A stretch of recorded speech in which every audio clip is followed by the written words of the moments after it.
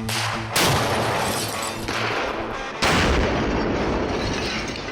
afternoon, guys. I'm Morgan with Jeff at the Bigshooterist channel on YouTube, and we're actually going to talk to you today about some viewer questions.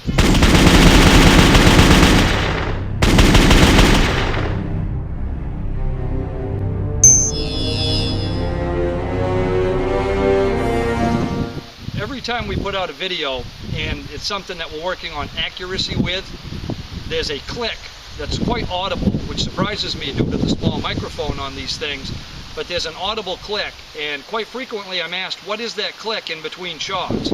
What that click is trigger reset, and if you stick around we'll show you how it works and why it's beneficial and how you may apply it to your shooting. Trigger reset. This is where the trigger disengages the sear and allows the hammer to drop a second time. Okay, with a clear firearm, with your finger on the trigger, when you squeeze it, obviously you drop the hammer. Where the trigger reset you hear comes into effect is my finger never leaves the trigger, and the firearm cycles again. When I'm ready to take another shot, very gently I'll release the trigger only to the point you can hear the sear reset. Just like that. And my finger never leaves contact with the trigger, so I always have the same alignment.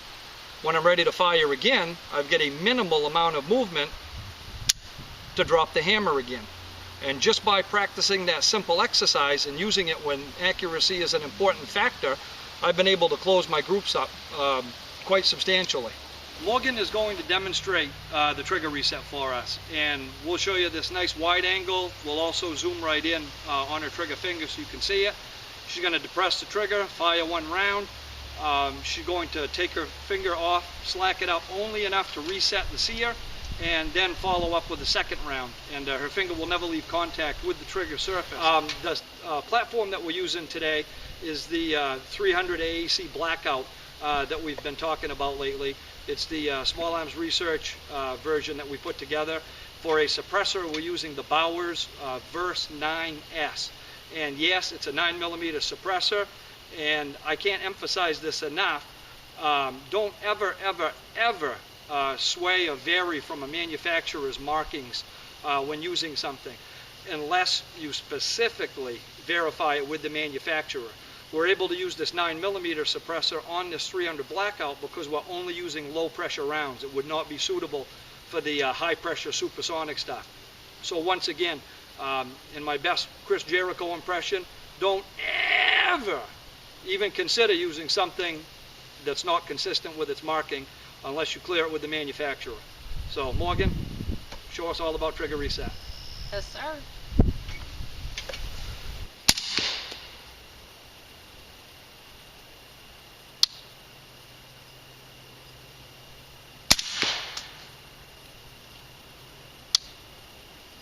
Good.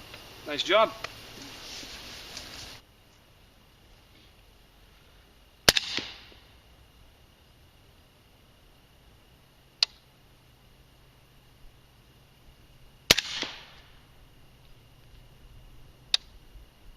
I hope that we help solve a mystery for you in what that click is that you hear in the videos once in a while. I've actually noticed it on other people's videos in the comment section, people asking what that click might be, so I hope that we've done that. Morgan did a good job at explaining it for us and showing us how it works. What'd you think, Morgan? I think it went okay. Not something that I'm used to using, but I'll get used to it eventually, and it didn't work so bad for me as well, so I'll definitely do it again. Yeah. Stick with it. It might feel awkward at first, and it will be something you'll have to focus on, but if you stick with it, it'll become second nature soon. Hope you enjoyed the video. If you did, please subscribe. I think it's over here. Tell all your friends about us on all your social media networks, and keep on checking back. Got lots of cool stuff in the works. Until next time, have fun and be safe. Agreed.